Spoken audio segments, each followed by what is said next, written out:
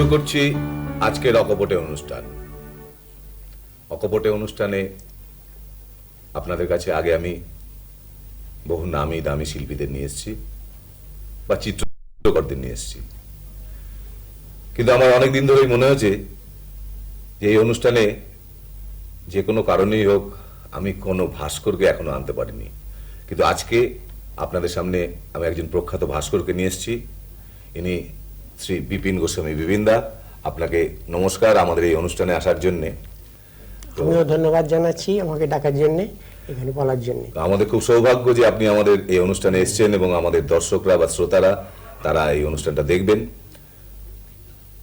আমি যেরকম প্রত্যেকেই প্রশ্ন করি, আপনাকে একটা ছোট্ট প্রশ্ন করছি এই জন্যই যে লোকে জানা দরকার যে শ্রী বিপিন গোস্বামী কি করে ভাস্কর হলেন। হ্যাঁ, দেখো 1951 সালে আমি ম্যাট্রিক পাস করার পর যখন বাড়ির লোকেরা জিজ্ঞেস করছেন যে আমি কি করব, কারণ তাদের সাধারণত তারা ভেবেছিল যে ব্যবসাদারের বাড়ির ছেলে ব্যবসাতে মনোযোগ দেবে, কিন্তু আমি সকলকে বিস্মিত করে বললাম যে আমি আর্ট কলেজে ভর্তি হব। তাতে বাবা রাজি হয়েছিলেন। তার একটা প্রধান কারণ যে আমাদের বাড়ির পাশে তখন সুনীল পাল থাকতেন, উনি কাজকর্ম করতেন, আমি দেখতাম। এবং আমার বেশ মনে আছে আমি যখন ক্লাস 4 কি 5-এর ছাত্র, সেই সময়টা আমার প্রথম হাতে করি মাটি দিয়ে সেটা হচ্ছে সরস্বতী ঠাকুর করেছিল। এবং তাতে একটা মজার ঘটনা ঘটেছিল। সেই সময় পাড়ায় সব ব্যান্ড পার্টি হতো, আমাদেরও একটা ব্যান্ড পার্টি ছিল এবং আমি ব্যান্ড বাজাতাম। পাড়াটা কোনখানটা? নর্থ ক্যালকাটায়। নর্থ ক্যালকাটা কোথায়? সোয়াবাজার আর গ্রে স্ট্রিটের সংযোগের কাছে। সেইখানে সেই পাড়ার ছেলে সরস্বতী ঠাকুর করেছে বলে সকলে মিলে ধরলো একজন বড় বিখ্যাত লোককে যে লরি ভাড়া দিতে হবে। সে লরি ভাড়া করে ঠাকুর গেছলো আর আর্টিস্ট তার সঙ্গে ওই ব্যান্ড বাজিয়ে ঘাটে পর্যন্ত গেছিলো আর কি।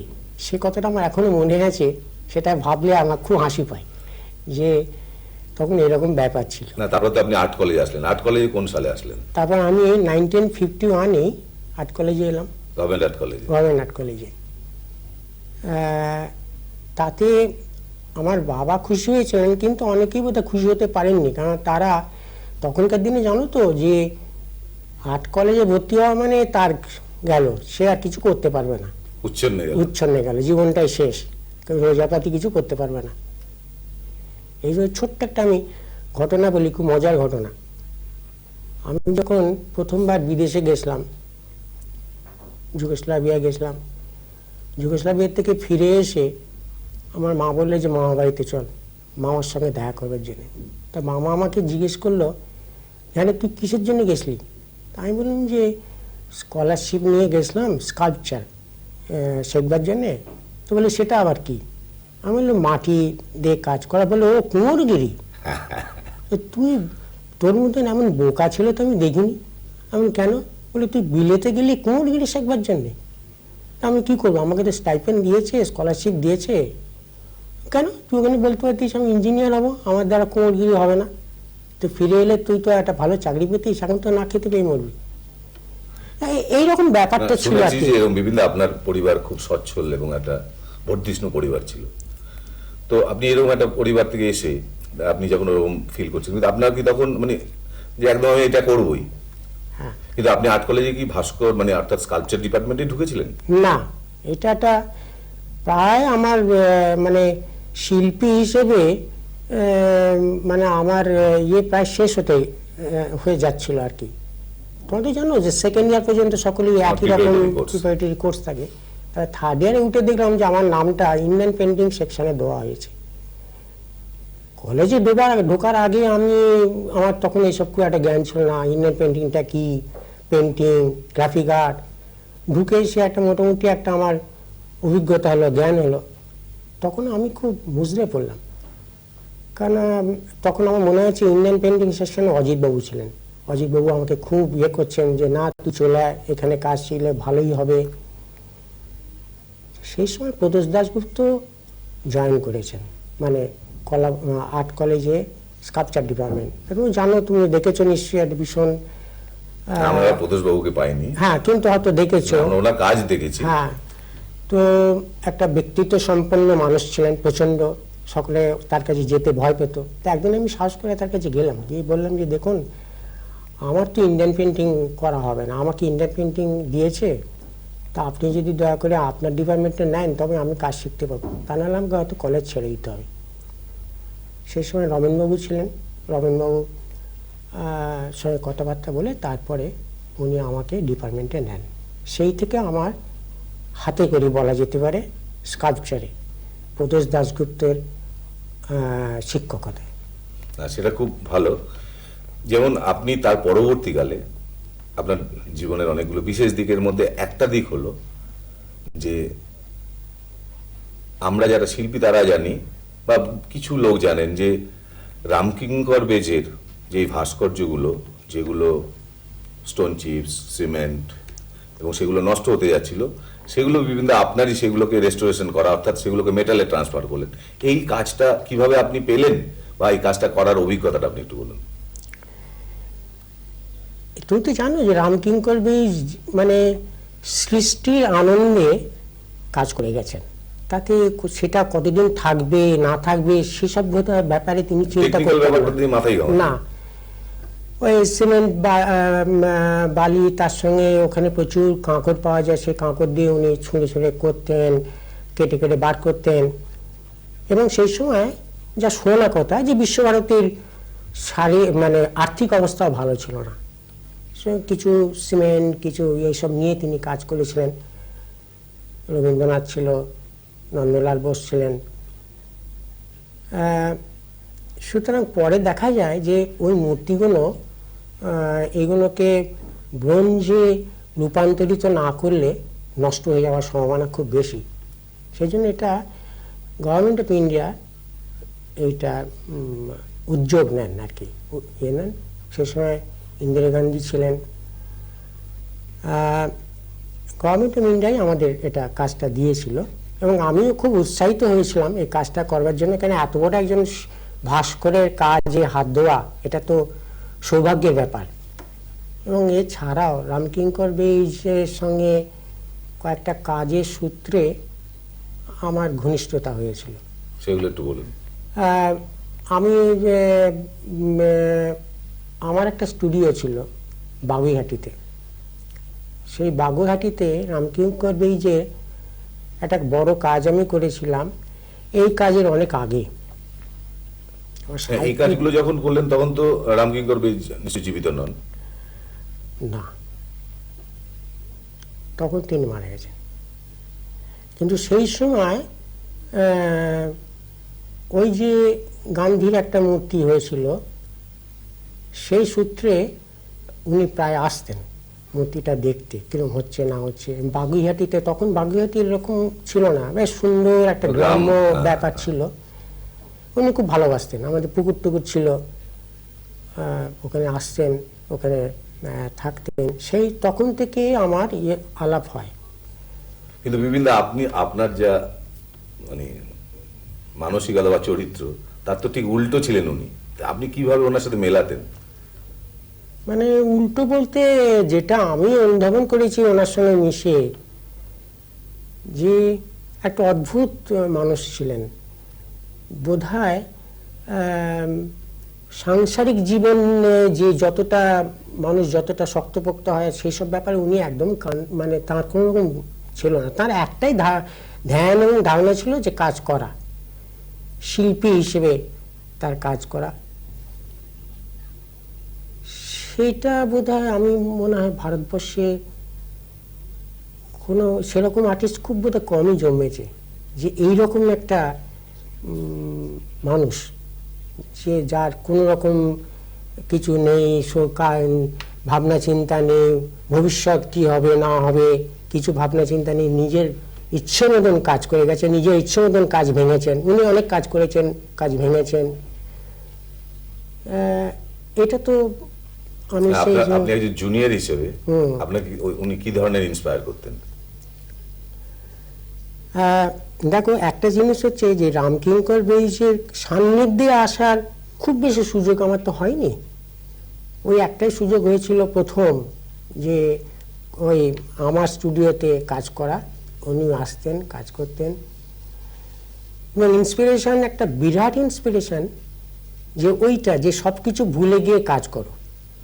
কিন্তু আপনার তো আরেকটা জায়গা আমরা জানি, বিশেষ করে আমি জানি ঘটনাচক্রে, যে আপনার করা যে ভাস্কর্যগুলো তার অলমোস্ট 99% কাজগুলো আজকে দিল্লি আর্ট গ্যালারিতে, এবং তার মার্কেটগুলো ইভেন দিল্লি আর্ট গ্যালারিতে। তো এই কাজগুলো আপনি দিয়ে দিলেন কেন? কারণ এটা তো আমার তো মনে হয় এটা একটা জাতির সম্পদ। এইখানে খুব দুঃখের ব্যাপার যে আমরা এখনো বোধহয় সেভাবে কেউ চিন্তা করছি না কোনটা রাখা দরকার, কোনটা। এখানে সব কিছুই ভাস্কর বা চিত্রশিল্পী প্রত্যেকেরই নিজেদের অবস্থা অনুযায়ী কাজ করতে হয়। তুমি তো জানো ভাস্করদের কাজ করতে গেলে যে বিশাল জায়গা দরকার সেটা আমাদের নেই, এখন তো আরও নেই। এবং দ্বিতীয় কথা, আমি তখন ভাবলাম যে এরা যখন এসে বলছে যে কাজগুলো নিয়ে যাবে, আমার বর্তমানে এগুলো কি হবে? কারণ আমাদের এখনো পর্যন্ত সে ভাবনা চিন্তা হয়নি যে এই সমস্ত কাজ সংগ্রহ করে রাখা, ভালোভাবে মানুষকে দেখানো, সে সুযোগ এখনো ঘটেনি। আমি চিন্তা করে দেখলাম যে আমার অবর্তমানে কাজগুলো কী হবে, হয়তো নষ্ট হয়ে যাবে একদম, কিন্তু এদের কাছে গেলে, এদের কাছে থাকলে হয়তো ভবিষ্যতে এগুলো দেখবার সুযোগ হবে। এবং আরেকটা হচ্ছে যে ওই একটা বললাম যে এই যে রাখার অভাব, আমি দেখলাম যে আমার এমন অবস্থা হয়ে গেছে যে আমি নড়তে পারছি না, কাজকর্ম করতে পারছি না। সল্টলেকের বাড়িতে ছোট্ট একটা ঘর, সেই ঘরেতে যেখানে একটা আমি বলতে পারি সেই এই হিসেবে যুগোস্লাভিয়াতে একটা ছোট্ট মানে অন্য দিক দিয়ে চলে আসছি, যে আমি যার কাছে কাজ করতাম সেখানে সরকার বিশাল স্টুডিও করে দিয়েছিল, সেখানে তিনি কাজ করতেন। একটা স্টুডিওতে ছাত্ররা তার আন্ডারে যারা কাজ করবে তারা কাজ শিখবে, মাঝখানে তার বিশাল একটা মানে গ্যালারি তার নিজের কাজের দেখবার জন্য এবং নিজের কাজ করার জায়গা। সেই সুযোগ তো আমাদের হয়নি, এবং আমাদের জীবদ্দশা হবে কিনা সন্দেহ আছে। সেই জন্য আমি চিন্তা করে দেখলাম যে কাজগুলো আমার কাছে থাকলে এগুলো কোথায় কি হবে না হবে কোনো ঠিক নেই, সেই জন্য আমি বাধ্য হয়ে এগুলো আমি দিয়েছি। সেটা আপনি দিয়েছেন বিপিন দা, আপনি হয়তো খুব ভালো ডিসিশনই নিয়েছেন আপনার দিক দিয়ে, কিন্তু এটা আমাদের কাছে খুব দুঃখের, এবং আমি একজন বাঙালি হিসেবে আমার কাছে এটা লজ্জার যে আমাদের দেশ, যারা বলি আমরা খুব কালচারাল মাইন্ডেড, আমরা শিল্প সংস্কৃতিকে খুব ভালোবাসি, হ্যাঁ, সেখানে সরকার বা সংশ্লিষ্ট মহল যারা এই দায়িত্বগুলো সহজেই নিতে পারতেন, তারা কেন নিচ্ছেন না সেটা হয়তো তারাই বলতে পারবেন, কিন্তু এটা আমাদের বাঙালি হিসেবে খুব লজ্জার, এটা আমাদের খুব দুঃখের দিন। হ্যাঁ, সেটা নিশ্চয়ই। আমাদের এখনো পর্যন্ত আমাদের পশ্চিমবঙ্গে এখন একটা মিউজিয়াম গড়ে উঠলো না, মানে মডার্ন আর্ট গ্যালারি বা মিউজিয়াম যাই বলো, যেখানে বিভিন্ন। আমি এই প্রসঙ্গে আবার আসছি, এখন আমি একটা ছোট্ট ব্রেক নিচ্ছি, ব্রেকের পর আমরা আবার বিপিনদার মুখে শুনবো।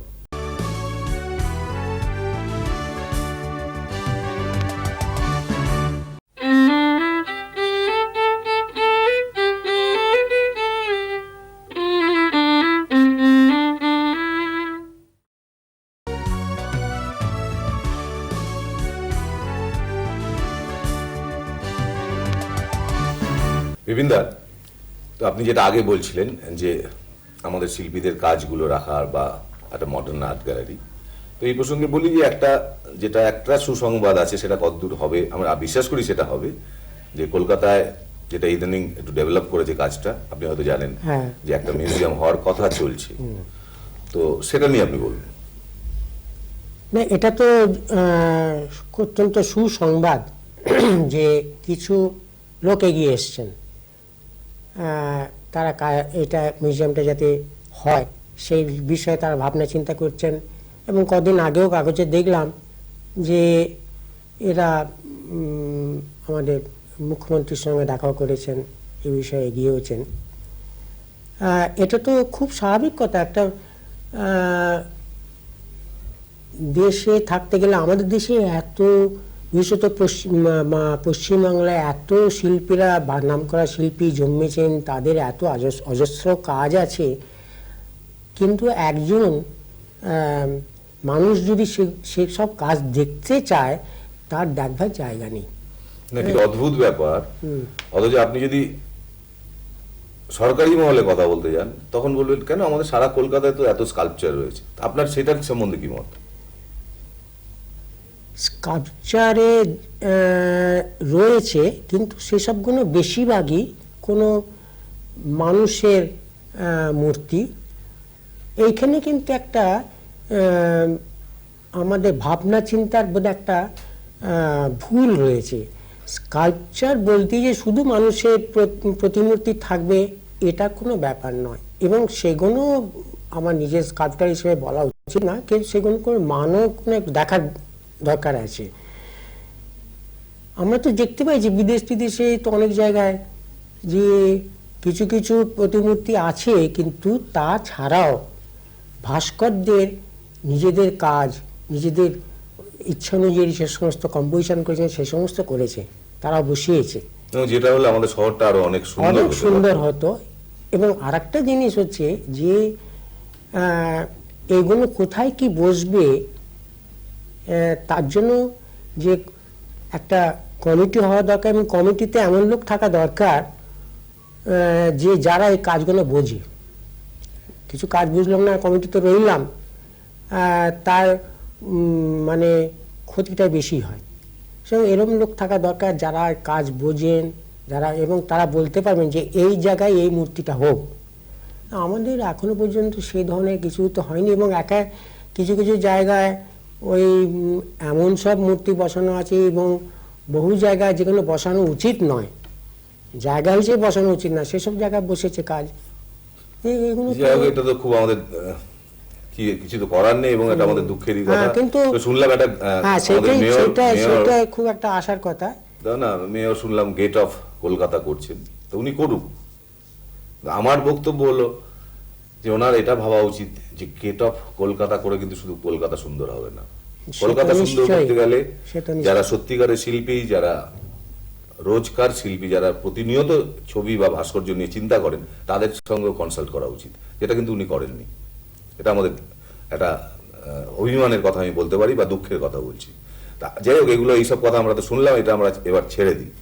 তো আপনি ইন্ডিয়ান আর্ট কলেজ ছাড়ার পরে দীর্ঘদিন শান্তিনিকেতনের মতো একটা অত সুন্দর একটা পরিবেশে আপনি ভাস্কর্য করিয়েছেন এবং শিক্ষকতা করেছেন, সেই অভিজ্ঞতাটা বলুন। প্রথমে বলি যে ইন্ডিয়ান আর্ট কলেজে সময় নানা রকম কেস এবং যে তার জন্য আমার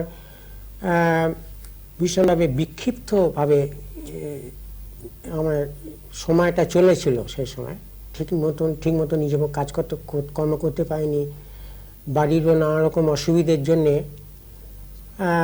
যদিও আমার সেই সময় বাগুইহাটিতে একটা স্টুডিও ছিল, সেই কাজ করেছিলাম।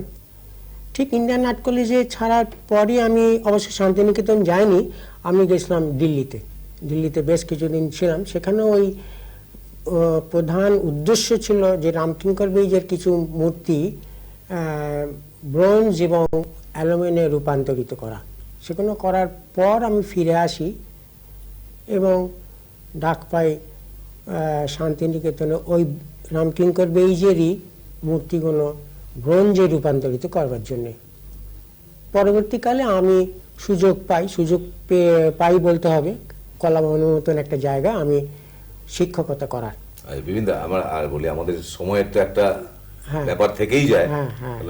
এই ধরনের অনুষ্ঠানে আমাদের সময়ের যথেষ্ট সময় পুরো হয় না। খুব সংক্ষেপে আমাদের বলুন, এই যে আপনি এতদিন ধরে ভাস্কর্য করছেন, এখন আপনি কি ধরনের কাজ করছেন এবং কি মিডিয়ামে করছেন? মিডিয়ামটা তুমি তো জানো যে স্কাল্পচারে মিডিয়াম বলতে আমি অন্তত ভালোবাসি ব্রোঞ্জ, কাঠ, এগুলো তো, কিন্তু এতই মানে ব্যয় সাপেক্ষ ব্যাপার যে মিউজিয়াম ইচ্ছে করলেই করা যায় না। সুতরাং এখন আমার প্রধান মিডিয়াম হচ্ছে প্লাস্টার অফ প্যারিস। আমি ওই মাটি দিয়ে প্লাস্টার অফ প্যারিস করে তারপরে আমি মিডিয়ামে ওই প্লাস্টার অফ প্যারিসে করে রাখছি। সময় এবং সুযোগ হলে, পয়সা হলে ট্রান্সফার করা, কিছু করিয়েছি। এবং একটা সময় ছিল যখন তুমি হয়তো জানো যে আমি একটা সিরিজ নিয়ে কাজ করেছিলাম, থিম নিয়ে কাজ করেছিলাম, বাবু একটা পিরিয়ড। সেই রকম কোনো থিম নিয়ে আমি এখন কোনো কাজকর্ম করছি না। আর একটা জিনিস হচ্ছে যে আমি মাটি দিয়ে কাজ করতে ভালোবাসি। কারণ হচ্ছে মাটিতে নিজের যে আমার যে হাতের যে স্পর্শ, সেটা বেশ যথেষ্ট মানে অনুভূত হয়। কিন্তু একজন ভাস্কর যেরকম মাটিতে কাজ করছেন, টাচ করছেন, আমার দর্শকদেরও বলি, ভাস্কররা কিন্তু শুধু মাটিতে কাজ করেন না, হ্যাঁ, বা শুধু মূর্তি তৈরি করেন না, ওনারা কিন্তু ড্রয়িংও করেন, পেন্টিংও করেন। তা আমাদের বিপিনদাকে আমি একটা অনুরোধ করছি এখানে একটা পেন্টিং করে দেখাতে, যে বিপিনদা কি করে ছবি আঁকেন সেটা আমাদের দর্শকরা দেখুন।